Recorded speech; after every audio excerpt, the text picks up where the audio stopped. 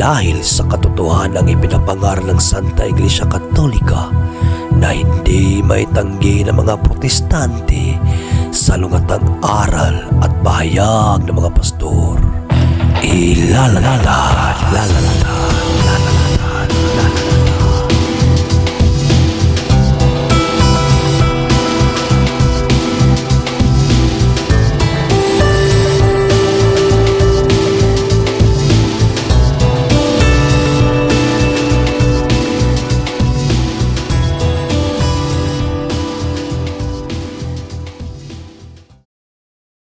Card bag sauce in hand.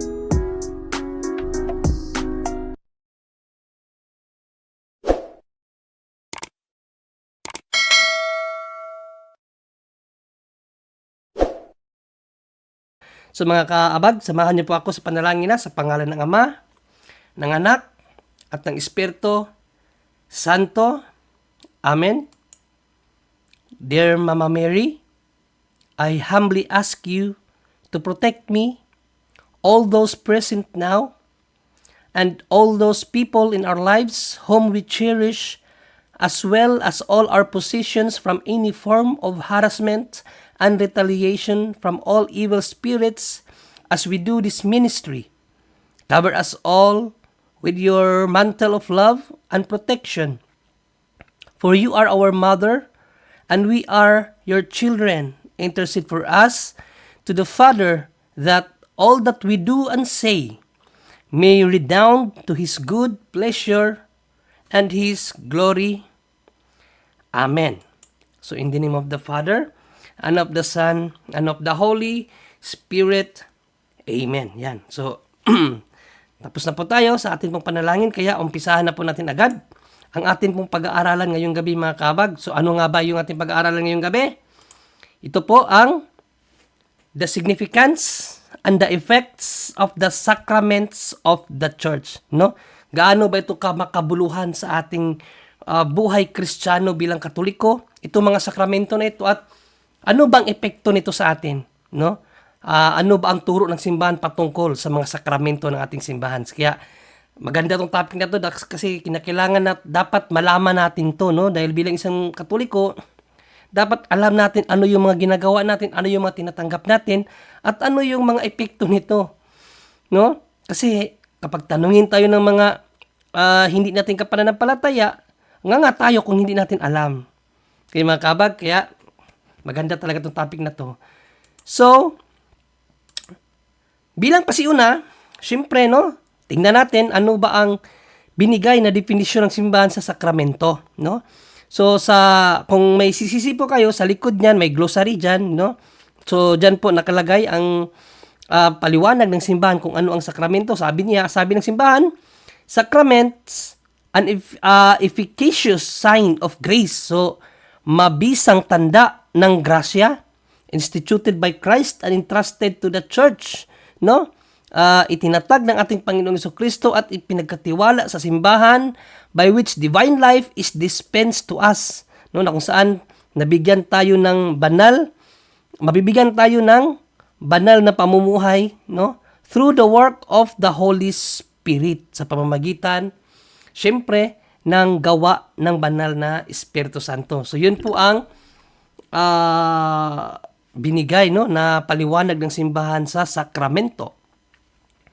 So, sabi po ni Bishop Laramuro sa kanya pong aklat na My Catholic Faith, no, sabi niya, the sacraments always give the grace they signify, provided the recipient puts no obstacles.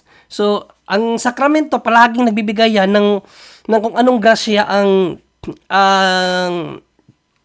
ibibigay nito, no? Pero kinakailangan daw ang tumatanggap puts no obstacles. Ibig sabihin, dapat walang hadlang na yung grasya na dapat matanggap ay mapasa kanya. Ibig sabihin, hindi ka dapat nasa estado ng kasalanan para matanggap mo yung grasya na sa pamamagitan ng sakramento. No? One of the requisite disposition for receiving a sacrament is the desire and will to receive it. No? So, kinakailangan yung disposition for receiving a sacrament is the desire and will. Hindi napilitan lang, hindi nakikiasyuso lang kaya tumanggap ng sakramento. Hindi po. Dapat yung desire mo at will mo ay talagang sinasapuso mo yan. Gusto mo talagang tumanggap ng sakramento ng simbahan para makatanggap ka ng grasya. Bakit? Ano ba ang magiging kahihinatnan kapag wala kang desire and will, basta ka na lang tumanggap ng sakramento? No? So sabi mo ni Bishop Laramuro, a sacrament administered to anyone against his will is invalid. Yan, so walang epekto sa atin yung mga sakramento na tinatanggap natin kung hindi natin will. Halimbawa na lamang po, sa kasal, no? Ang isang babae ay pinilit ng nanay na pakasalan yung isang lalaki dahil sa utang. So, invalid yun. Magiging invalid yun sa mata ng simbahan at mata ng Diyos. No? And will have no sacramental effects. So, hindi magiging banal ang kanilang pagsasama. So, hindi sila na-bind, no, ng Panginoong Diyos dahil sa sakramento ng kasal. No? Di ba? Sa kasal, sabi sa Biblia, hindi mapaghihiwalay ng sino man ang pinag-isa ng Diyos. Pero kapag may pagpipilit na nangyari, hindi po, wala po yung yung promise ni God na yun sa isang married couple. Dahil hindi desire at will nung babae na ipakasal siya doon sa lalaki. So, ganun po ang mangyayari kapag wala tayo sa atin pong will at desire na tanggapin talaga ang sakramento ng simbahan, mga kaabag, So, tingnan naman natin ang etimolohiya ng sacrament, So, dito po sa CCC, paragraph 774, sabi ng simbahan, the Greek word mysterion. So, sa Greek, ang sacrament ay mysterion, was translated into Latin by two terms, no? So, sa Latin, naging dalawang termino na siya, mysterium and sacramentum. So, in later usage, the term sacramentum emphasized the visible sign of the hidden reality of salvation. So, ito yung dalawang magkaibang termino, no? Sacramentum, sacra, and mentum. So, sacra means sacred, and mentum means sign. So, sacramentum or sacrament simply means sacred sign or banal na tanda, no? So, the visible sign of the hidden reality of salvation. So, ito yung nakikitang tanda sa nakatagong realidad ng kaligtasan na ibinibigay sa atin ng Diyos. So, yan po ang sakramento or sacraments ayon po sa katuruan ng simbahan, mga kaabag.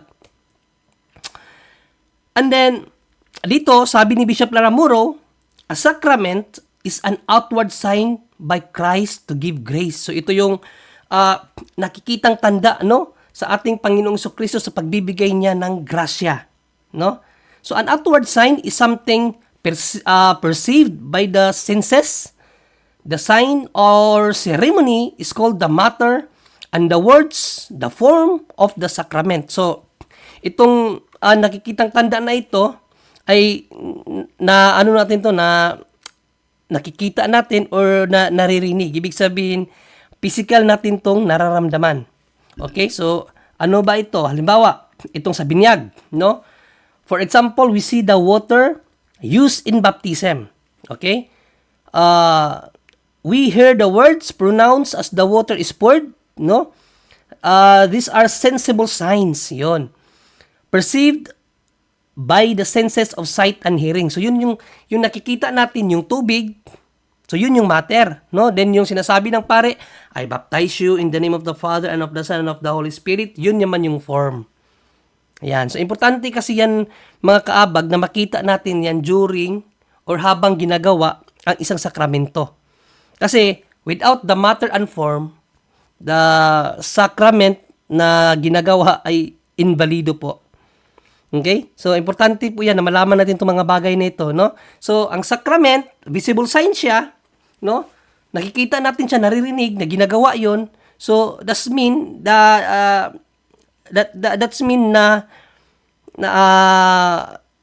nagpa-process na yung tinatawag na sanctifying grace na ibinibigay ni God. So, on process na tayo doon, no? Okay? And then, how many sacraments are there, no? So, ilang sakramento ba meron ng simbahan? So, meron tayo siyempre 7 sakramento, no? So, ano-ano ba ang mga ito? Ito ang baptism, pinakauna, confirmation, Holy Eucharist, penance, anointing of the sick, holy orders, matrimony. Ayan, ang matrimony, ito lang pala. Yan, no? Okay, so, sabi ni Bishop Laramoro, only Christ instituted the sacraments, no? Because only God can endow signs with the power to give grace. No? So, si Panginoong Jesucristo po ang nagtatag ng lahat ng mga sakramento na yan, no? So, may mga naririnig tayo na gawa-gawa lang yan ng mga pari. Hindi po, no? Dahil tanging ang Diyos lamang ang makapagbigay loob ng mga ganiyang grasya, no? Sa pamamagitan, siyempre, ng kanyang kapangyarihan. Pari lang ang gumagawa, no? Kasi binigyan na nga tayo ng Diyos ng ng grasya, tapos siya pa ang gagawa. Siyempre, andyan naman yung mga alagad ng Panginoon. So, pare lang ang gumagawa, pero Diyos po ang nagtatag niya, no? So, bago natin pagpatuloy, tingnan muna natin kung okay lang ba mga kabag ang atin pong audio or ang atin pong monitor mga kabag. Please say yes, no? Kung okay lang. Para naman malaman natin na hindi po masayang yung ating laway sa kakapagsalita dito tapos hindi pala maganda yung ating audio dyan or ang ating monitor. Please say yes mga kabag kung okay lang, ha? Maraming salamat po sa patuloy natin. Ang atin pong pinag-aaralan. Okay? So yan po ang 7 sakramento ng ating simbahan. Again, baptism, confirmation, Holy Eucharist, penance, anointing of the sick, holy orders, and matrimony. And again, only Christ instituted the sacraments. Hindi po mga pari, ha? Okay, continue natin. So, ayan. What is baptism, no? So, baptism is the sacrament that gives our souls the new life of sanctifying grace, no? So, nagbibigay sa ating kaluluwa ng panibagong buhay na tinatawag na sanctifying grace, no? Ano ba ang sanctifying grace? Grasyang nagpapabanal, by which we become Christians, children of God, and heirs of heaven. So, yan po ang baptism ayon po sa simbahan. So, the matter and form, so ito na yung sinasabi kong kaninang matter and form of the sacrament consists in the ablution with water together with the pronouncing of the words, I baptize you in the name of the Father and of the Son and of the Holy Ghost. So, yan po ang matter and form ng baptism, no? Yung matter, yung tubig, at yung form po, yung sinasabi ng pari that I baptize you in the name of the Father and of the Son and of the Holy Ghost. Bakit importante po yan? Kasi, kung ang gagawin ng isa pong magbibinyag ay I baptize you in the name of Jesus Christ, invalid po yun. No? Yung form na gagamitin, importante po yun. No? At sabi po dito ng simbahan, baptism may be validly administered in any of 3 ways. No? Immersion, or is plunging the candidate into the water. Infusion is pouring the water, and aspersion is sprinkling the water. No? So immersion, yun po yung nilulubog. Yung infusion naman, yun naman yung binubuhusan. At yung aspersion, yung winiwisikan. So 3 paraan ang meron sa Katolik. So sa mga Protestant, isa lang sa kanila yung immersion lang. No? Tapos minamali nila yung aral natin kasi sa kanila dapat immersion lang daw. Paano na lang yung nasa mga kulungan na gustong maging Kristiyano? Ilalabas mo pa sa kulungan, paano kung makatakas? Baka ikaw pa ang balikan ng mga kapulisan.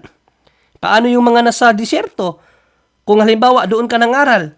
Kasi sabi ng Panginoong Jesucristo, ipangaral ang kanyang salita sa lahat ng dako. Paano pag may na-convert ka doon? Walang dagat doon. Walang sapa doon. Saan mo ilulubog? Sa buhangin. No, di ba? So, kinakailangan, alin man sa 3 ay pwede. No, kung kinakailangan buhusan mo lang at as long as andun yung tubig, andun yung form, okay po 'yan, goods po 'yan.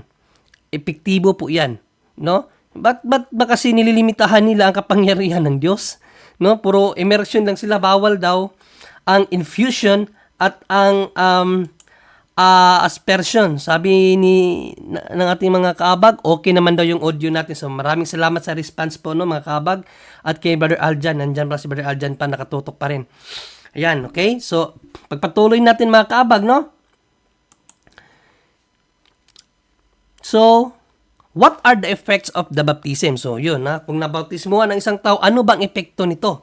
Sabi ng simbahan, baptism washes us from original sin. So, yun ang tinatanggal ng binyag talaga, no? Yung original sin. Dahil tandaan po natin, kahit original po yan, kahit original sin po yan, hindi po tayo makakapasok sa langit. Sabi nga ng Panginoong Jesucristo, John 3:5, maliban ang tao ay ipanganak muli sa tubig at espiritu, ay hindi siya makakapasok sa langit. At malibang ang tao ay hindi mabinyagan, ay hindi siya makakakita sa Diyos. Kaya nga importante ang mga bata mabinyagan. Dahil pangako ng Panginoong Jesucristo, maliban ang tao. Tandaan natin, ang bata, tao po, hindi po yan hayop. Maliban ang bata mabinyagan, or ang tao ay mabinyagan, hindi siya makakapasok sa kaharian ng langit. Yan ang pangako ng ating Panginoong Jesucristo. At hindi siya makakakita sa Diyos. Kaya napaka-importante talaga ang bata, 8 days after siyang mapanganak, kinakailangan siyang mabinyagan. No, kahit nga 1 day, basta't may pari, may pwedeng magbinyag, binyagan na agad ang bata para sigurado.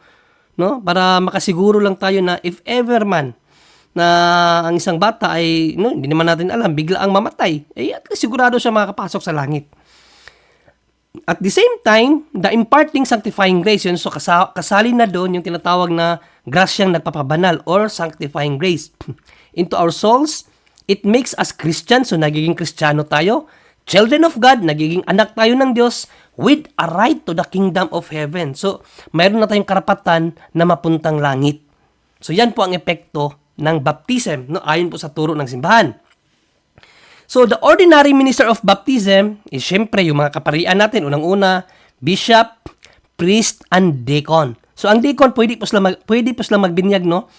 Pero sabi ng simbahan, the extraordinary minister, so ibig sabihin, mga tao to na hindi pari, na ordinado, can baptize only in emergency cases. So, may mga emergency cases na kahit tayo, kahit hindi nga Katoliko, pwedeng magbinyag sa bata na malapit ng mamatay. Yan yung tinatawag na emergency cases, yung mahirap nang dalhin sa pari yung bata dahil siguro mga last 5 to 10 seconds ay maaaring mamatay yung bata. So, pwede po tayo magbinyag kahit po hindi Katoliko.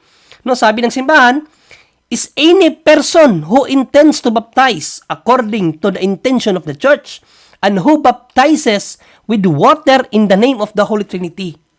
So, basta ang gamitin lamang na formula or intention ay yung intention ng simbahan. Dapat andun yung malinis na tubig at yung form. Ano yung form? In the name of the Father and of the Son and of the Holy Spirit. So, ikwento ko lang sa inyo mga kabag, no? Last year. Yung pinsan ko, na nagkaanak sila nung pangalawa nilang baby. So, ngayon, nagka-problema yung bata.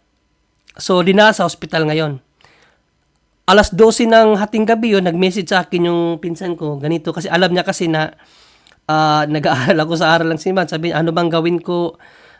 Pinsan, ganito yung anak ko. Sabi ng doktor, baka daw ngayon, sabi ko naman, uy, kumuha ka ng malinis na tubig. Yun talaga ang una kong pinagawa sa kanya. Kumuha ka ng tubig na yung mineral water, wag lang yung malamig, yung maligamgam lang. Tapos sabi niya, anong gagawin ko? Kumuha ka nun, tapos puntahan mo yung anak mo, binyagan mo. Sabihin mo ang pagbinyag sa pagbinyag mo, sabihin mo ganito, I baptize you in the name of the Father. Pwede mong buhusan. And then in the name of the Father, the Son, buhos. And then of the Holy Spirit, buhos. Pwedeng ganon. Or else, I baptize you in the name of the Father and of the Son and of the Holy Spirit, din buhos. Isang buhos lang. So yun ang pinagawa ko sa kanya. Ginawa niya. Kinabukasan, ang anak niya namatay. Kasi, ating gabi na yun, imposibleng may pari pa nun. Diba? So yun pong emergency cases na sinasabi ng simbahan na pwede pong mabinyag kahit sino, kahit hindi Katoliko. Any person, sabi ng simbahan, any person who intends to baptize according to the intention of the church and who baptizes with water in the name of the Holy Trinity. So, pwede po tayo makabinyag. Ang tawag po dyan, emergency baptism. Okay? So, at least, nalaman nyo yung mga bagay na yan. And then, confirmation. So, confirmation naman tayo. What is the confirmation? Confirmation is the sacrament through the Holy Ghost comes to us in a special way and enables us to profess our faith as strong and perfect Christians and soldiers of Christ. So, yung confirmation, siya yung nagdadagdag sa ating pagiging isang Kristiyano, no? Nag-strengthen sa atin at nagiging sundalo tayo ng ating Panginoong Hesukristo. Sa Catechism of the Catholic Church natin, ang baptism is the completion of the baptismal grace. Yan ang sabi ng ating katisismo, no? At yun nga, nagiging sundalo tayo ni Panginoong Hesukristo at obliged tayo na aralin ang ating aral at ipalaganap at dipinsahan ang simbahan. Kaya sa mga Katoliko dyan na hindi pa po alam ang aral na yan, tayo po ay obligado na aralin ang ating pong aral para madipinsaan at maipangaral din sa iba ang ating pong katuruan. Yan po ang kahulugan, no, ng confirmation. Hindi po siya basta lang kinumpirmahan ka dahil yan ay tradisyon ng simbahan. Hindi po. No? Pagtupad po yan ang ating gampanin bilang mga Kristiyano, bilang tagasunod ni Kristo. Dahil ang pagpapalaganap ng balita, magandang balita, hindi po puro sa pari lang. Dahil ang mga pari, sa kanila po inatang yung paggawa ng mga bagay na makapagpapabanal sa mga mananampalataya. Pero doon sa papangangaral, lahat po ng mga Katoliko, hindi po mga pari lang, tayo din po, no? Tayo ay in-encourage ng simbahan na aralin at tindigan ang katotohanan at ipangaral sa mga pagano. Ibig sabihin ng mga pagano, hindi pa mga Kristiyanong Katoliko. Okay? So yun po mga kaabag ang confirmation. So it is common belief that confirmation was instituted at the Last Supper. So common belief natin yan na itong confirmation itinatag to ng Panginoong Hesukristo nung Last Supper, nung kanyang huling hapunan.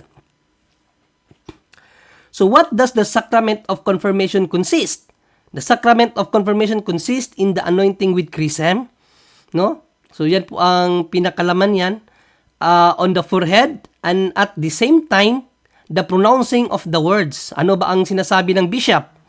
I sign thee with the chrism of salvation in the name of the Father and of the Son and of the Holy Spirit. So halos magkaparehas lang din, ano? I sign thee nga lang dito. Sa baptism, I baptize you in the name of the Father and of the Son of the Holy Spirit. Pero sa anointing, sa confirmation, I sign thee with the chrism of salvation. Ano ba yung chrism of salvation? Sabi dito, these are the matter and form of the sacrament. Yung anointing with chrism, yung chrism at saka yung sinasabi nung bishop, yun po ang matter and form, no? So ano ba yung chrism? Sabi dito ng simbahan, chrism or holy chrism is a mixture of olive oil and palm blessed by bishop on Holy Thursday. So yun po yung ginagamit nilang pampapahid, no? Bishop lang po ang nag-bless niyan. Hindi po ordinaryong pari. And then what are the effects of confirmation? So confirmation increases sanctifying grace, you know. So, di ba, pinapa-increase yung grasyang nagpapabanal sa atin, gives it special sacramental grace, no? And imprints a lasting character on the soul. Imprints, ibig sabihin, natatakan tayo, no, sa ating kaluluwa, natatakan tayo na tayo nga ay mga sundalo na ng Panginoong Hesukristo. At alam nyo ba sa ating pong katisismo, sa CCC paragraph 1258, I guess, no, if I'm not mistaken, nasa around 1258 or something 59, ganon. Kapag tayo po ay nakumpirmahan na, yung sinasabing tatak, yung imprints a lasting character on the soul, natatakan na tayo, kapag napunta kang langit, syempre, yung tatak na yun, daladala mo. Kapag napunta ka naman ng impyerno, daladala mo pa rin yung tatak na yun, kaso nga lang impyerno ka. So, hindi na talaga nawawala yung tatak ng Espiritu Santo sa atin kapag tayo ay nakumpirmahan. Mapunta ka man ng langit, mapunta ka man ng impyerno, at dyan na po yung tatak na yan, hindi na po mawawala sa'yo. Pero, ang nawala sa'yo kapag napunta kang impyerno, yung pribilehiyo sa buhay na walang hanggan. Yung pribilehiyo na makakapiling mo sana at makikita mo sana ang Diyos, no? Kasi bilang creature ni God, mga kaabag, ang pinaka-desire ng puso natin at ng ating kaluluwa is to see God. Hindi po ang buhay na walang hanggan lang, kundi makita mismo ang ating tagapaglikha. Yan po ang pinaka-desire ng bawat tao na ginawa ng Diyos. Makita ang kanyang manlilikha. No? Okay, so patuloy natin. So the minister of confirmation is the bishop. No? Kaya pag may pari, basta-bastang pari, kukumpirmahan ka, delikado yon. A priest can administer the confirmation only in danger of death. So kapag ang pari, meron ng malapit mamatay at kinakailangan ng kumpirmahan, so pwedeng magkumpirma ang pari. Or in special places with the permission of the bishop, no? Pwede rin sa mga special places, pero dapat may pahintulot galing sa obispo. Okay? So, Eucharist naman tayo. Sorry po, no? Medyo ano ako. So, what is the Holy Eucharist? Yan. The Holy Eucharist is a sacrament and a sacrifice in which our Savior Jesus Christ, body and blood, soul and divinity is contained. Ano daw yung banal na Eucharistia? Sino daw ang nandoon? Ang buong Kristo, no? Ang ating Panginoong Jesucristo mismo ang ating tinanggap kapag tumanggap tayo ng banal na Eucharistia. Offered and received under the appearances of bread and wine. Yan.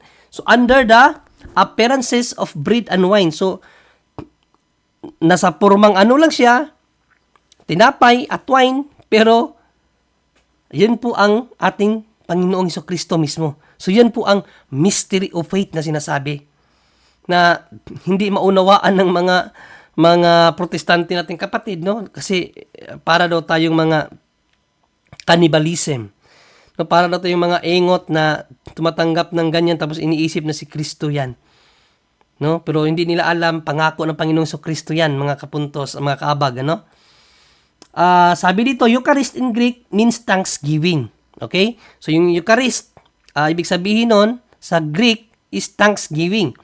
The sacrament is so called because when Christ instituted it, He gave thanks. No? So, nung ginawa pala ng Panginoong Jesucristo yan, nagpasalamat siya sa Panginoong Diyos. Today, it is the chief means by which we give thanks to God, no? Ito ang pinakauna paraan, no? Pinakauna sa lahat, by which means we give thanks to God. Okay, so yun po ang sabi ng simbahan. The Holy Eucharist is also called the Blessed Sacrament because it is the most excellent of all sacraments. It gives us Christ Himself, no? Siya yung kung sabaga, the summit of all sacrament. Kasi, di ba, ang mga sakramento na tinatanggap natin, like baptism, ano ang natatanggap natin dyan? Biyaya, no? Pero kapag ang Holy Eucharist po ang tinanggap natin, hindi lang po basta biyaya, kundi ang Kristo mismo ang ating tinanggap. Kaya the Holy Eucharist is the summit of all sacrament. Siya yung pinakahigit sa lahat ng sakramento natin tinatanggap, mga kapuntos. And then, sabi sa Proverbs 8:31, my delight is to be with the children of men. No? So the Holy Eucharist is so called the Holy Communion when it received usually in church. No? So Holy Communion siya kapag doon ka tumanggap sa simbahan. When it is called Holy Viaticum when it is received during a serious illness at the hour of death. So kapag ang isa namang mananampalataya ay tinanggap ang sakramento doon na sa kanyang higaan dahil malapit na siyang mamatay, ang tawag doon, Holy Viaticum. Pero sa ating malalakas pa at tumanggap sa simbahan, ang tawag noon, Holy Communion. No? So what is Viaticum? Viaticum is the Holy Eucharist received by those who are about to leave this earthly life, yung mamamatay na, and are preparing for the journey to eternal life. So yan po mga kaabag, no? Dapat malaman natin ang mga bagay na yan para maituro natin sa ating mga anak, pamilya. Hindi pwedeng magmula sa iba yung katuruan na kanilang malalaman. No? Kaya nga sa pamilya, nagkakaroon ng pagkababahagi kasi yung ibang mga bata nakarinig ng paliwanag patungkol sa spiritual doon sa iba na against sa inyong paniniwala. No, isang magulang hindi marunong magkatikay sa kanyang anak. Ang resulta nung natuto na ang anak sa kabilang ibayo, di nag-aaway na ngayon ang pamilya patungkol sa pananampalataya kasi iba ang kanilang natutunan. Kaya napaka-importante po malaman ang katekismo para tayo po mismo ang magbigay aral sa ating mga anak at hindi po ang ibang tao. Okay? So napaka-importante po na malaman itong mga bagay na ito kasi yan ang dapat unang malaman ng mga Kristiyano, ang sakramento, ang paano ito tanggapin at ang epekto nito sa mga tatanggap. Okay? So the graces of the Eucharist is one, receiving the body and blood of Christ, no? Jesus is present in the Eucharistic species in a real and substantial way. Yan. So with his person, body and soul and divinity, as Jesus declared in John 6:56, he who eats my flesh and drinks my blood lives in me and I live in him. Tandaan po natin ang sabi ni Apostol Pedro, walang anumang kasinungalingan ang lumabas sa bibig ng ating Panginoong Jesucristo. Kaya every time we receive the body and blood of our Lord Jesus Christ, we receive Him. Mga kaabag, tandaan po natin yan. And then number 2, atoning for the sins of the living dead. No? Pagpawalang sala sa kasalanan ng mga buhay at ng mga patay. The Eucharist has the power to forgive the venial sins. Tandaan niyo yan. No? Of the living. And also of explaining or expiating the temporal punishment of the souls in purgatory. Yun ang importante. No? Kasi dyan sa sacrament of confession, natatanggal yung ating mga mortal sin. So, ibig sabihin, kapag nakapag-confess tayo, wala na po tayo sa danger na mapuntang impyerno. Pero, in danger pa rin tayo sa purgatory. Bakit? In every mortal sin we committed, no? Meron po siyang damage of sin na dapat bayaran sa purgatory. So, every time nagre-receive tayo ng Holy Communion, yung mga dapat mong bayaran sa purgatorio ay inaalis na sa pamamagitan ng Eucharist. Kaya napaka-importante po ang Eucharist. No?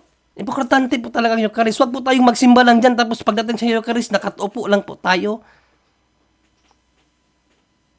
Tanggapin po natin si Kristo kasi siya ang nagpapabanal sa atin. Siya ang nagtatanggal sa ating mga kasalanan na dapat bayaran doon sa purgatory. Tandaan niyo mga kapuntos, mga kaabag, ang purgatory walang pinagkaiba sa impyerno. Apoy din po yun. No? May iba nagsasabi na ang purgatory daw is hindi daw siya suffering. Suffering po, parang impyerno din yun. Walang pinagkaiba sa impyerno. The only difference between purgatory and hell ay ang purgatory, after kang mag-cleanse, iaakyat ka sa langit. Ang impyerno, forever na siya, damnation, eternal damnation. Yun ang pinagkaiba nila. Pero yung sakit, yung hinagpis, yung hirap, parihas. Kung niluluto ka sa impyerno, ganun ka rin sa purgatory, niluluto ka doon. Tandaan natin palagi, mapasok lang tayo, umaaray na tayo. How much more yung nasa mismong apoy ka ng purgatorio para linisin. Ano? Hindi naman siya eternal punishment. Pero, yun na nga. Sabi nga ng mga private revelation na naririnig at nababasa natin, 1 minute in purgatory seems like how many years? 1 minute lang yun. How many years na? How much more? Kung maglagi ka doon, sa dami ng kasalanan na dapat linisin ng Diyos sa'yo, maglagi ka doon ng 100 years. Di ba? Ganun kahirap ang purgatory. No, kaya wag po nating hayaan na may isang linggo na hindi natin matanggap ang Kristo dahil yun po ang paraan ng Panginoon Jesucristo para hindi tayo mapuntang purgatory. Pero hindi po yan basta tanggap ng Eucharistia. No? Mamaya po malalaman natin na sino ba ang pwedeng tumanggap ng Eucharistia. Kaya ingat din po, no? Patuloy natin ang atin pong pinag-aaralan. So, sa pangatlo, receiving eternal life. Yun ang pinaka-importante. Receiving eternal life, no? The Eucharist is a pledge of eternal life as Jesus promised in John 6:51 to 54, I am the living bread which has come down from heaven. Anyone who does eat my flesh and drink my blood has eternal life, and I shall raise him up on the last day. Tandaan ulit palagi, ang sabi ni Apostol na Pedro, walang anumang kasinungalingan lumabas sa bibig ng ating Panginoong Hesukristo, mga kabaga. Tandaan po natin palagi yan. And then, the matter of the Eucharist is the bread of wheat and the wine from the grape. So, yun po yung matter, no? Yun po yung ginagamit ng mga pare. Because this was the matter used by Jesus during the Last Supper.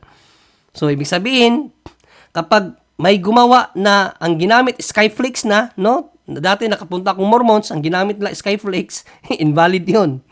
No, dito din sa Korea, nung hindi pa ako aktibo sa mga ganitong gawain, sumasama ako sa Presbyterian Church na pagsamba, no? Dahil nga nahihikayat tayo, hindi pa nga tayo kasi ganun kaaral. May communion din sila. So, orange, grape juice, tapos may ginamit at tinapay, nakalain din kami, tapos kuha kami ng tinapay, sausaw sa juice, tapos kainin. Kasarap, gusto kong bumalik. Sa totoo lang, promise po yan. Sabi ko, sarap, parang sarap bumalik. Pero, invalid pala yun, ayon sa turo ng simbahan, no? The Mass is invalid if we use any other matter, like the bread of corn or the wine of coconut. Yan po, invalid po yan. And then, the form of Eucharist are these words, take this all of you and eat of it, for this is my body which will be given up for you, and take this all of you and drink from it, for this is the chalice of my blood, the blood of the new and eternal covenant, which will be given up for you and for many for the forgiveness of sins. Do this in memory of me. Kailan yan nangyayari, mga kaabag? Sige nga, comment kayo, kailan yan nangyayari, kung talagang sinasariwa o sinasagisag nyo ang pag-a-attend nyo ng misa. Kailan nagaganap yan, kailan yan naririnig yung pananalita niya ng pare. Sige nga, unang mag-comment, isa-shoutout natin, no? Sino ba unang mag-comment? Kailan yan naririnig? Sige. Mga titingnan ko kung sinong unang makasagot. Kailan nyo naririnig yan? Na take this all of you and eat of it, for this is the body and which will I give it up for you, and take this all of you, this is the chalice of my blood which will be given up for you and to many. So kailan naririnig yan? Parang walang nakasagot, walang alam. Naku po, walang alam, walang magre-raisan dyan, wala talagang sumagot. Naku po, wala. During consecration, kailan yung consecration na, Sister LV? Ngayon, nagsunod-sunod na. Ayan, before mag-communion, yes. The mystery of faith, yan ang pinaka, no? During consecration at the mystery of faith. Sabi ni Sapphire, sa misa daw. Saan sa misa? Mahaba ang misa natin, isang oras yan. Sabi naman ni Maria Vino Sanchez, Last Supper daw. Last Supper. During consecration po yan, no? During consecration, at kung maaalala nyo, nakaluhod tayong lahat. Tapos itataas ng pari ang ostiya. Diyan mangyayari ang ano. Anong mangyayari diyan kapag sinasabi ng pari? Sige nga,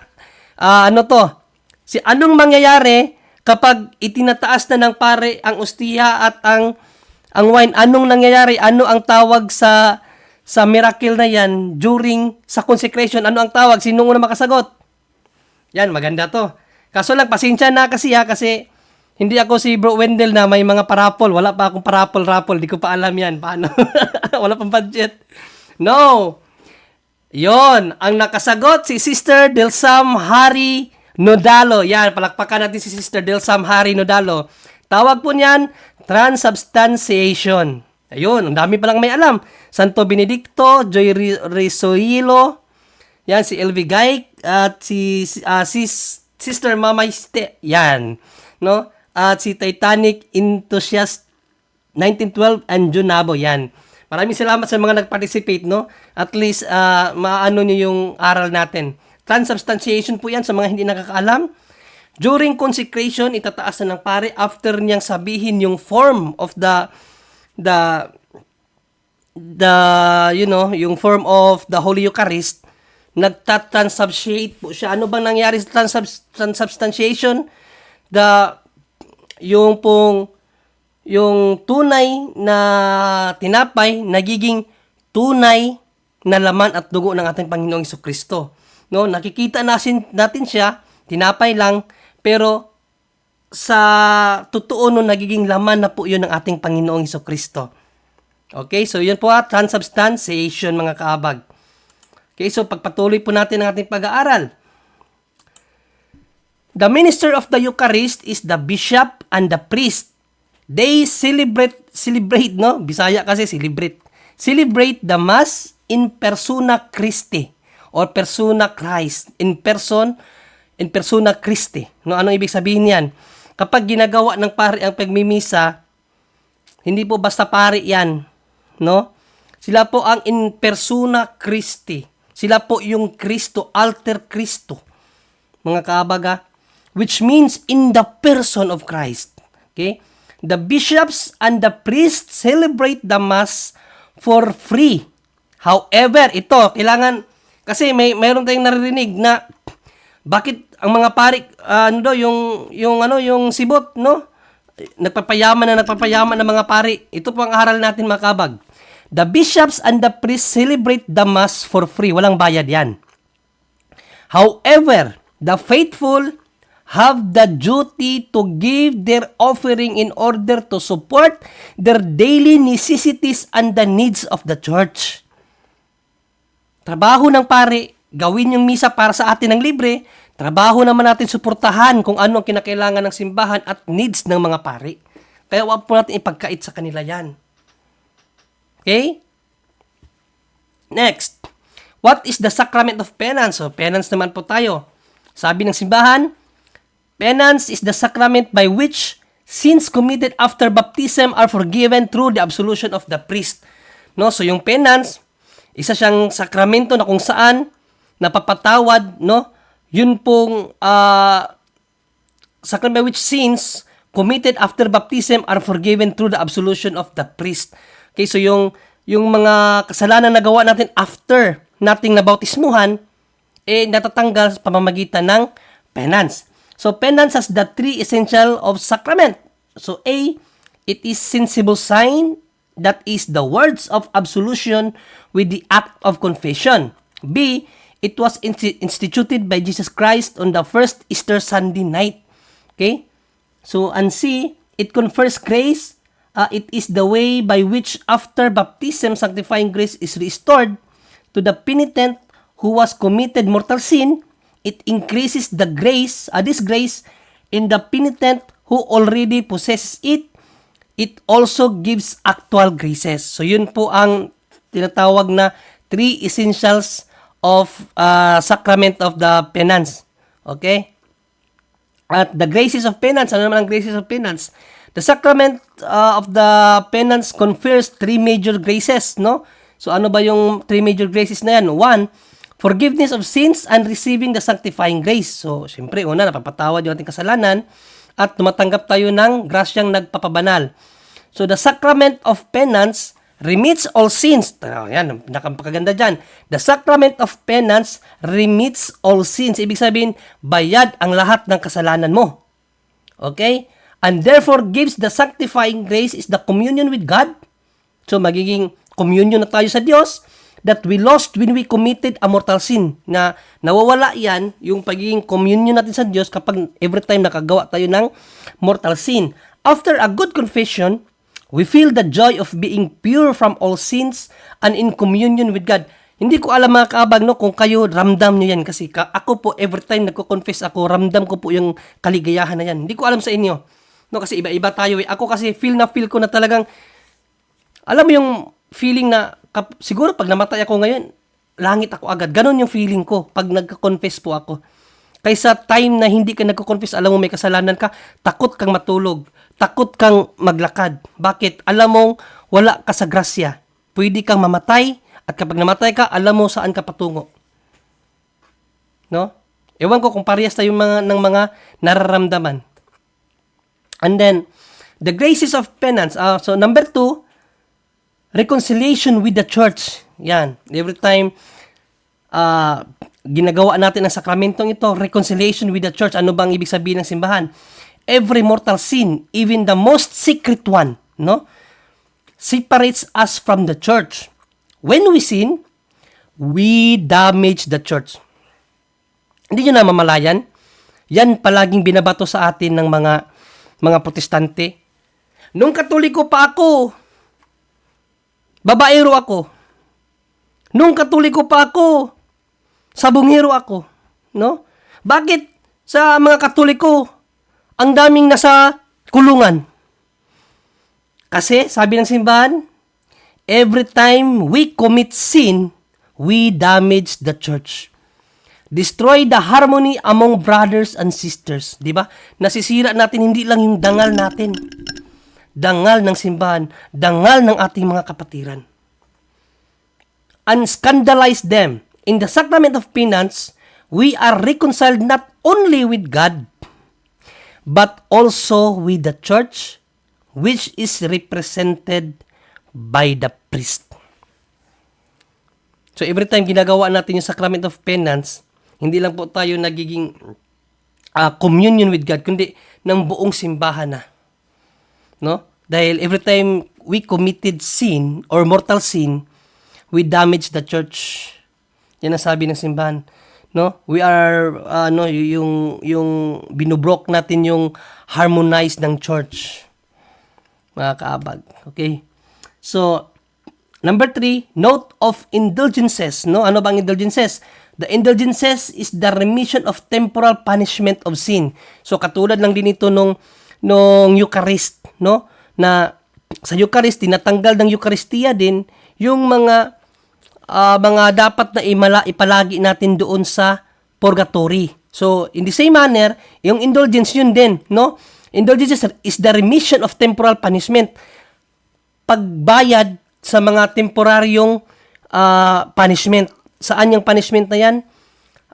The sacrament of penance remits the guilt and eternal punishment of sin. So, while the temporal punishment is remitted by works of penance, by the sufferings of purgatory. So, yung ipapamalagi mo doon sa purgatorio, dahil ginagawa mo na yung penance, so pwede hindi ka na mapunta roon. Okay? Or by the indulgences, we can apply the indulgences to ourselves or to the souls of purgatory. No, so, syempre kung nasa state of grace ka na, so, maaari ka na makapagbigay ng indulhensya doon sa mga kaluluwang nasa purgatorio. We can apply in order to gain our sins, receive with the Holy Communion and pray to the intentions of the Holy Father. So makakagin din tayo niyan sa palaging panalangin natin sa ating Santo Papa, no? And then the matter of the sacrament of penance is the confession of sins. Yun yung matter, no? Yung sinasabi natin sa pari, yung kino-confess natin. Okay? We must confess one by one all the mortal sins. The last valid confession, no? So, kinakailangan nating i-confess lahat ng mga mortal sin natin since the last valid confession natin. We should not confess a sin already forgiven, no?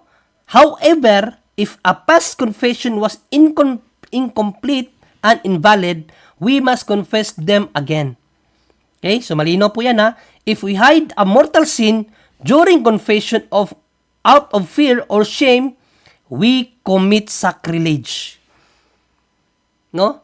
Kapag mayroon tayong mga kasalanan na itinatago natin during confession, dahil nahihiya ka, natatakot kang sabihin, we commit sacrilege. Okay? Tandaan nyo palagi yan. After all sins are confessed, the penitent has said the act of contrition. So palaging tinatanong ng pari niyan after natin mag-confess, nasabi niyan, pray the act of contrition. The priest gives the absolution. No? Sabi dito, if the penitent does not show signs of repentance, no, kung hindi nagpapakita ng ng tanda na yung nagko-confess sising-sisi sa kanyang ginawa, despite the admonition of the priest, the absolution cannot be given. May karapatan ng pari, hindi ka bigyan ng absolution kapag hindi niya nakikita na talagang ginawa mo yan in act of humility, no? In act of talagang pagsisisi. Pwede ka niyang hindi bigyan ng absolution. Sabi dito, for instance, if a person has stolen money, ayan, ito maganda to. If a person has stolen money, kung nagnakaw ang isang tao and refuses to return to the owner, at ayaw na niyang ibalik doon sa owner, or at least to give to charity, o at least ibigay niya sa mga nangangailangan, he cannot be forgiven from his sins. Unless hindi niya magawa ang dalawang bagay na yan. Halimbawa, ang nagnanakaw, kung hindi niya maibalik sa may-ari yung kanyang ninakaw, or hindi rin niya maibigay doon sa mga nangangailangan yung kanyang ninakaw, hindi siya makakatanggap, or he cannot be forgiven from his sins pala. Hindi mapapatawad ang kanyang kasalanan. Okay? So, sa mga nakapagnakaw na dyan, taas kamay, sino nakapagnakaw na dyan? Taas kamay, sino nakapagnakaw na dyan? May kilala ako, kasama natin ngayon. Joke lang, no? Okay, so pagpatuloy natin mga kaabag ang ating pinag-aaralan, ano? At least natututo tayo, hindi ba? Ang ganda ng aral ng simbahan kapag inaral lang natin, eh. The form of penance are these words: I absolve you from your sins in the name of the Father, and of the Son, and of the Holy Spirit. So, kinakailangan, kapag nangungumpisal tayo, kailangan marinig natin yan na pinatawad tayo ng pare. Dahil kapag hindi natin narinig yan, ibig sabihin, hindi na-absolve ang iyong kasalanan, mga kaabag. The minister of penance is the bishop and the priest. The priest who are excommunicated or suspended or separated from the church, from the Catholic Church, can absolve only danger of death, no? So, yun palang mga excommunicadong pare, yung mga napatawan ng suspension o separated na sa simbahan, makakapagpatawad lamang sila ng kasalanan kung ang isang mananampalataya is malapit ng mamatay. So, meron pa rin silang faculty, no? Pero, in danger of death na lang. So, the priest must never reveal the secrets of confession. Kaya, magtiwala kayo sa pare. No? Huwag niyong isipin na baka isabi to ni father na yung ganito, yung asawa ko, ganito. No? Kasi, the priest must never reveal the secrets of confession. Bakit? Anong mangyayari? The penalty for doing so is automatic excommunication. Hindi gugustuhin ng pare yan, siyempre. Kaya magtiwala kayo sa pare. Kahit anong kasalanan nyo pa yan. Kahit pinakamaruming kasalanan na yan na nagawa in the history of the universe, hindi yan sasabihin ng pari. No? Dahil mayroon silang vow of secrecy. Hindi nila pwedeng labagin yan. Mananagot sila sa Diyos at sa simbahan. So, the Sacrament of Holy Orders naman tayo, no? So, tingnan muna natin, no, ang mga nag-i-enjoy yung mga kaabag natin na yan ang gusto ko. Nag-i-enjoy po tayo habang nag-aaral po tayo, no? Sabi ni Sister MG Tumang, nagnakaw ng ano? Ewan ko, sister. ano bang nagawa mo na pag nanakaw ako? Dati nung bata pa ako, yung mga coin sa altar, eh. Paborito kong puntahan dati nung bata pa ako, coin sa altar, yun, yung bulsa ng tatay ko. Yun ang paborito kong puntahan, eh. Okay, so balik tayo sa ating pinag-aaralan, ano? So, sacraments of holy orders. What is holy orders, no? Holy orders are the sacraments through which men receive the power and grace to perform the sacred duties of bishops, priests, and other ministers of the church. Ibig sabihin, yung ating mga kaparian. Our Lord Jesus Christ instituted the sacrament at the Last Supper. He gave the apostles and their successors the power to say Mass. He said, after consecrating his body and blood, do this in memory of me. Thus, he gave the apostles the power to offer the sacrifice of the Mass. Okay? So, the ordination communicates the grace of the Holy Spirit, no, enabling the clergy to fulfill their main duties, namely teaching. So ito yung magiging ano ng mga kaparian sa atin, yung magiging rule baga nila, no? Sanctifying and govern. Yan ang kanilang magiging ano sa atin. Ang kanilang magiging trabaho after nilang maordinahan. So they have the power to teach, sanctify and to govern, no? So teaching by means of catechizing and preaching, sanctifying by celebrating the sacraments and the sacramentals, no? Kaya narinig mo yung pare na sacramentals daw, aral ng simbahan yun eh. Ba't mo ipagkakait yan sa mga mananampalataya, di ba? Aral ng simbahan yan ng isang pari. Hindi mo dapat ipagkait yan. No? So governing by administering the faithful and the church institutions with love, competence, and spirit of service. Si Father Darwin, grabe talaga yung service niya. Competence, no? Kaya talagang tinitira siya eh. So, the candidates for ordination must be Catholics, no? Catholics lang, kaya yung mga nagpakilalang pari daw sila, pero hindi naman mga Katoliko, mga peke yon. No, kaya maniwala sa kanila. Women cannot be ordained. Yan. Kasi marami ngayon nagsasabi, bakit walang babae? Iaral ng simbahan yan eh. Women cannot be ordained because Jesus elected only men to become apostles, no? Mas magaling pa tayo sa Diyos kung kukuha tayo ng mga babae. Ang Diyos nga lalaki lang ang pinili eh, tapos tayo kukuha tayo ng babae, no? Candidates for the permanent diaconate may be single or married. So sa mga diakono naman, no, mga deacon, however, after the ordination, they cannot change their state of life, no? After maordinahan sila, hindi nila pwedeng ibahin ang kanilang pamumuhay. Ano bang ibig sabihin? For instance, the single will remain single, no? Kung yung naordinahang deacon, kung single siya nung naordinahan siya, hindi na siya pwedeng mag-asawang muli. The remarried ones, if they become widowers, cannot remarry. So yun po ang pinagkaiba ng deacon sa pare, ano? Candidate for the priesthood and the episcopacy must be celibate, no? So isa pa yan. Kinakailangan walang asawa talaga, ano? So the matter of the ordination is the imposition of hands, yung paglaying of the hands. As Saint Paul said to the Bishop Timothy, "You have in you a spiritual gift which was given to you when the prophets spoke and the body of the elders laid their hands on you." No, so bago ka maging pari, mayroon talagang pagpapatong ng kamay sa ulo, no, for ordination.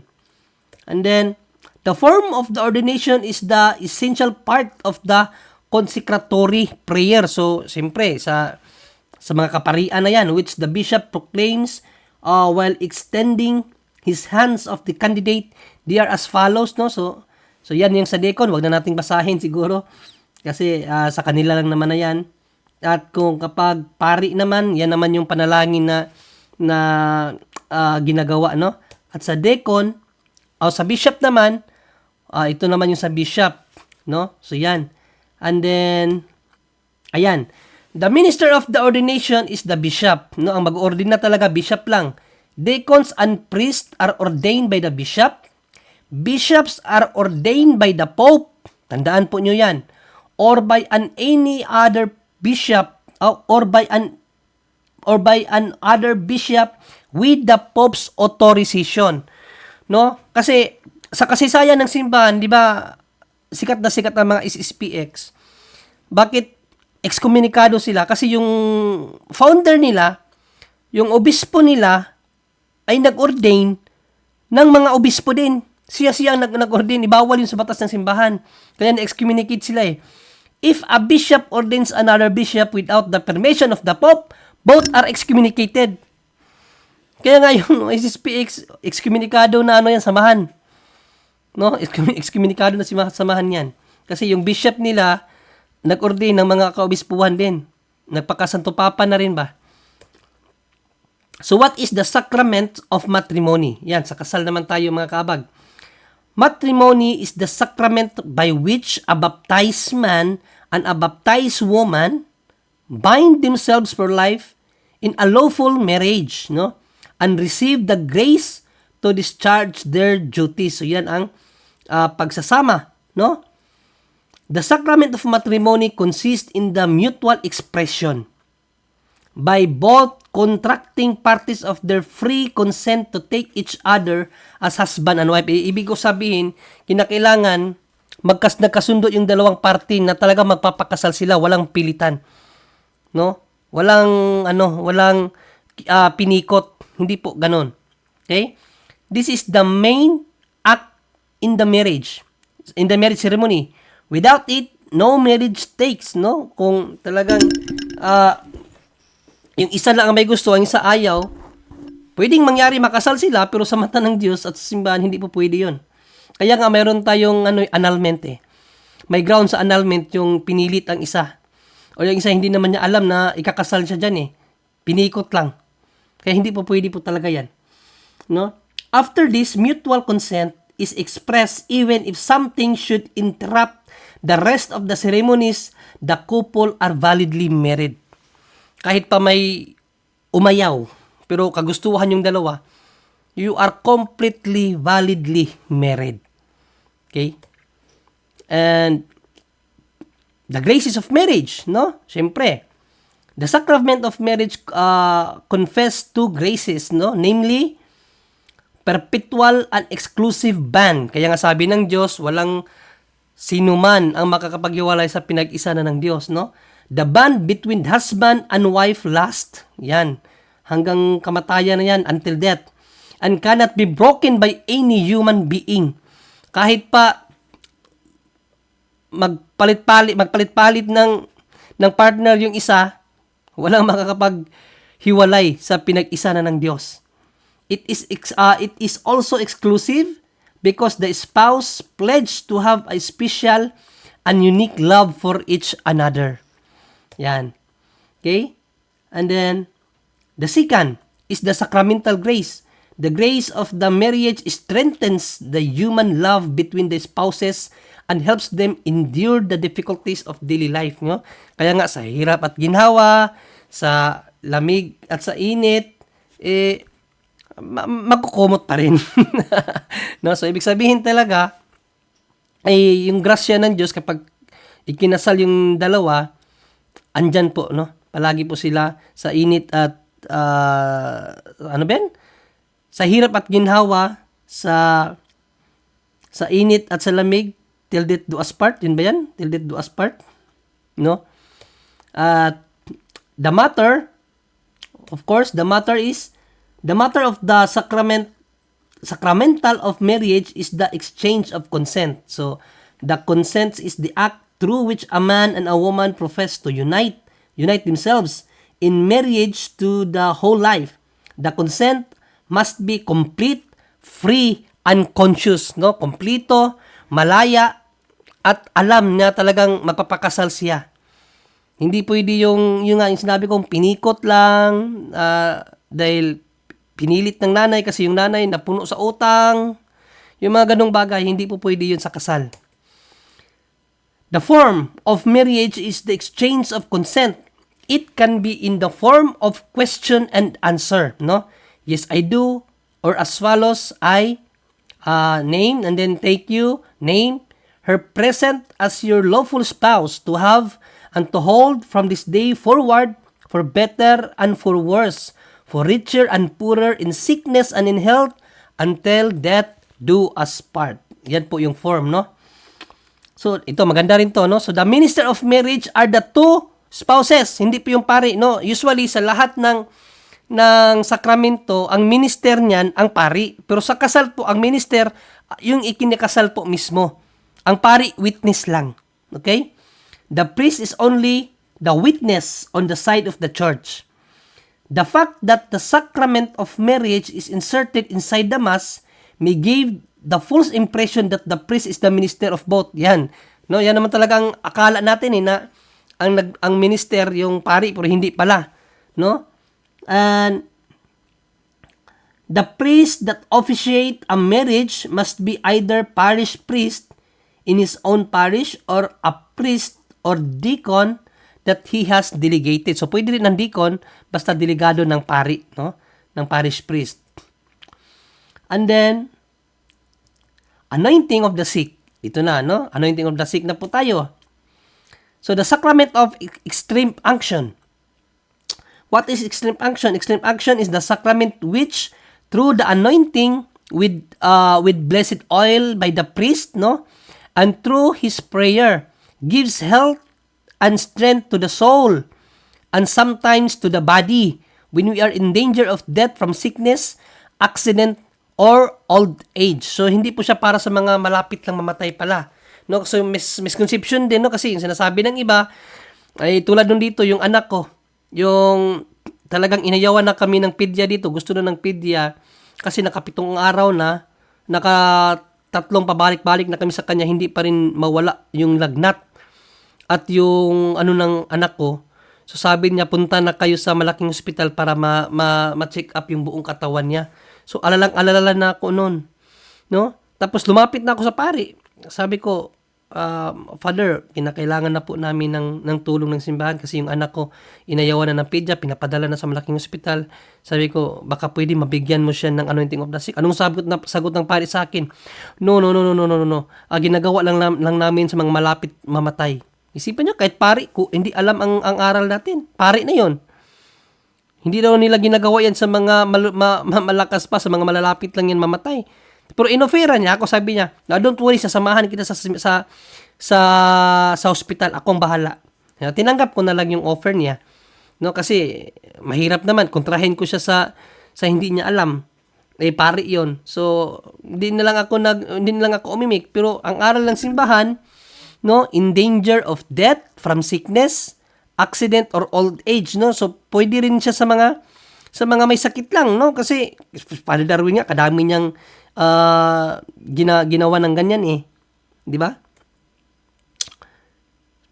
And then, what are the effects of the sacrament extreme unction? The effects of the sacrament of extreme unction are increase of sanctifying grace, comfort in sickness, comfort in sickness and strength against temptation. Ayan.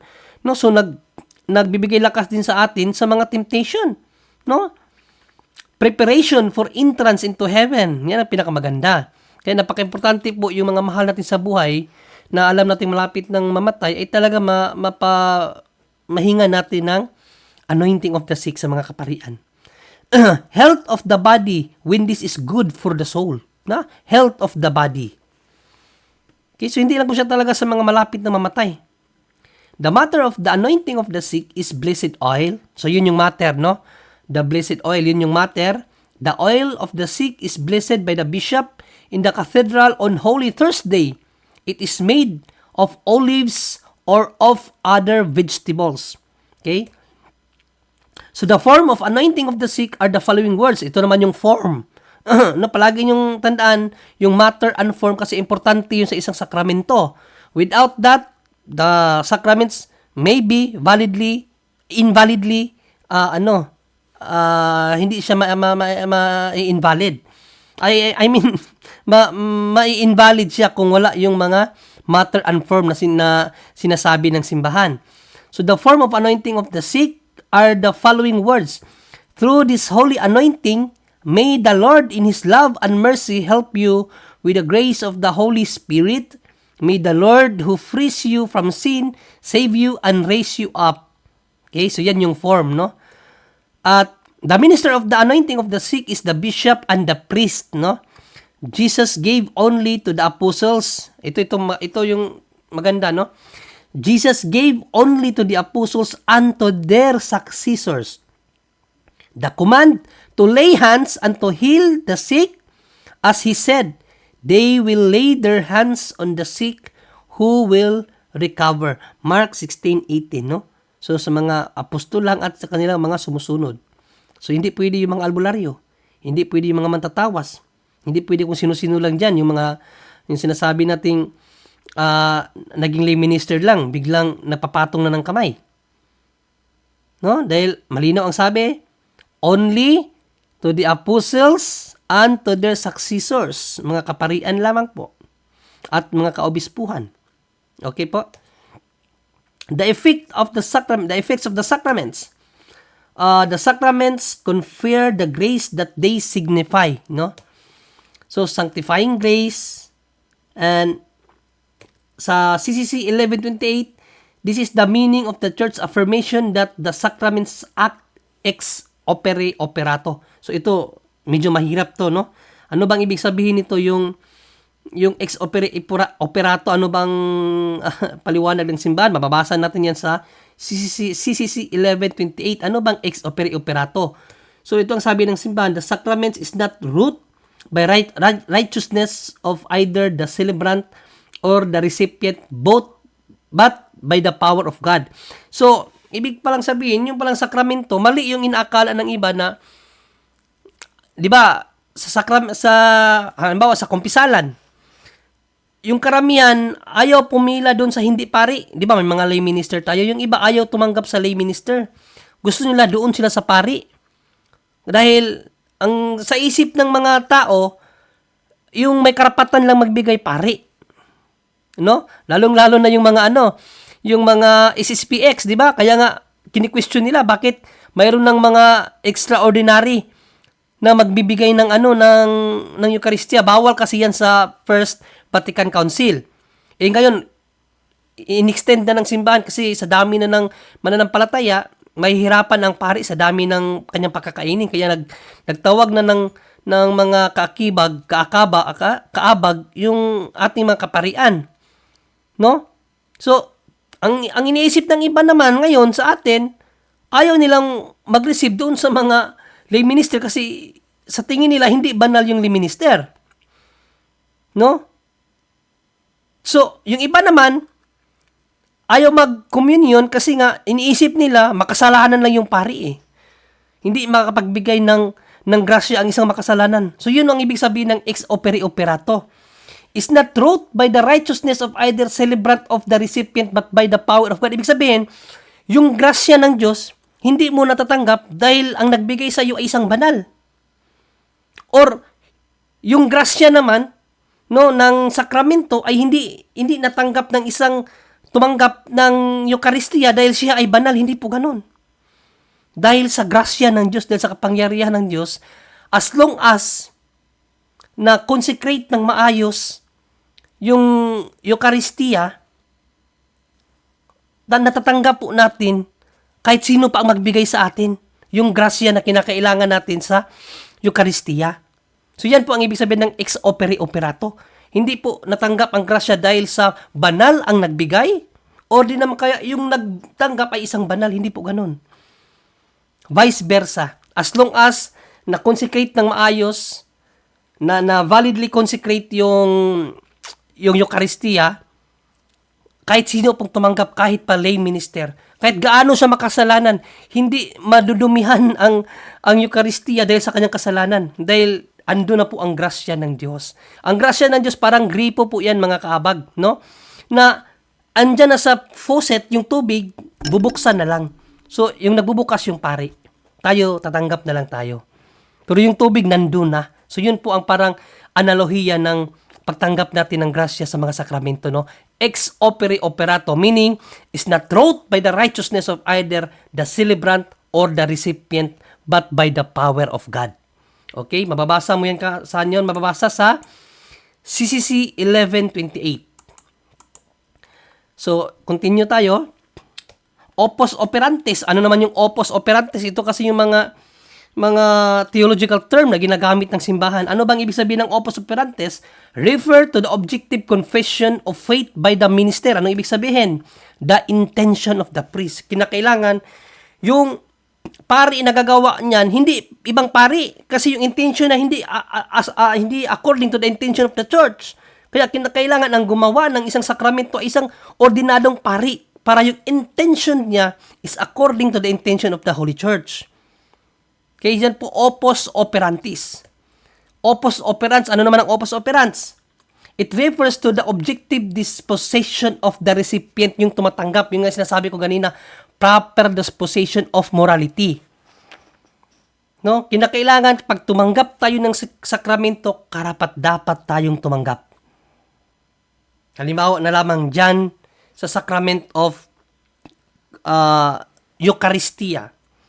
Before ka tumanggap ng Eucharistia, kailangan nakakonfess ka in proper disposition of morality. Hindi ka pwedeng tumanggap ng Eucharistia na may mortal sin ka. So, opus operans, objective disposition of the recipient. At yung kanyang, maliban pa doon, yung kanyang pagtanggap, no? Hindi dahil sa sinabihan lang siya, hindi dahil sa inuusisa niya, or hindi dahil sa hindi siya naniniwala na yung tinanggap niya ay tunay na laman at dugo ng ating Panginoong Jesucristo. Kasi kahit pa nasa tama, naka-confess siya, pero ang kanya namang paniniwala doon sa body and blood is hindi tunay na laman at dugo ng Panginoong Jesucristo, hindi pa rin niya matatanggap ang tinatawag na grasya. Invalid. Kaya kinakailangan talaga disposition of morality at yung will and desire niya. Kasi kung yung kanyang isip ay hindi naman yan talaga Kristo, tinapay lang naman, symbolism lang yan, tulad ng ginagawa ng mga protestante, symbolism lang daw, hindi niya matatanggap ang grasya na hinihingi niya sa Eucharistia. No? Opus operans, objective disposition of the recipient. Yan, no? Sa unang Korinto 11, 28, 29, 30 ang 31, mga kabag, sabi ni San Pablo, datapwat siyasati ng tao ang kanyang sarili at saka kumain ng tinapay at uminom ng saro. Sapagkat ang kumakain at umiinom ng kanyang sapagkat ang kumakain at umiinom ay kumakain at umiinom ng hatol sa kanyang sarili, kung hindi niya kinikilala ang katawan ng Panginoon. So napaka-importante talaga na kapag nag-receive ka ng body of Christ, alam mo na yung tinatanggap mo ay ang Kristo mismo. Hindi ka nagdadalawang isip na this is Christ Himself. No, wala kang pagdududa na itong tinatanggap mo ang Panginoong Jesucristo mismo. Kung hindi niya kinikilala ang katawan ng Panginoon, dahil dito marami sa inyo ang mahihina at mga masasakitin at hindi kakaunti ang nangatutulog. Datapat kung ating kilalanin ang ating sarili ay hindi tayo hahatulan. Ibig sabihin naman, kinakailangan, alam mo sa iyong sarili na worthy ka to receive Christ. Ibig sabihin, nasa state of grace ka or wala ka sa state of mortal sin. No? So yun po ang importansya kapag nag-receive tayo ng Sacrament of Eucharist, mga kabag. Opus operatum refers to the objective deal with the valid completion of the sacrament rite. Ibig sabihin, kapag ginagawa ang isang sakramento, dapat andun ang 4 na elemento. Ano yung 4 na elemento na binasa natin kaganina? The 4 elements are the matter, form, intention of the church, and ordained priest. So sa isang sakramento, dapat andyan yung 4 na elemento na yan para maging balido ang isang sakramento na ginawa. Matter, form, intention of the church, and the ordained priest. No, hindi po kung sinong pari lang. No? Di ba, may nagtanong nakaraan sa punto por punto yung nagmisa sa kanila isang paring SSPX. Hindi yun ang hindi yun ang aral ng simbahan unless kung wala talagang Catholic Church, pupwede tayong mag-attend doon sa sinasabing misa ng Orthodox. Pero as long as there is a Catholic Church, hindi po pwedeng ibang pari ang magmisa kasi unang-una dyan, intention of the church. Iba kasi ang intention nila sa intention ng simbahan Katoliko na Romano no? So, yan ang 4 na elemento, mga kaabag, no? Opus operatum. Ano yon? Refers to the objective deal that the valid completion of the sacramental rite. So, dapat para maging balido yan, andyan yung 4 na elemento. Matter, form, intention of the church, and the ordained priest. Okay? So, sabi ng simbahan, sabi ng banal na Biblia, ito ay mga banal na bagay at kung gagamitin ninyo sa paraang banal, kayo rin ay magiging banal.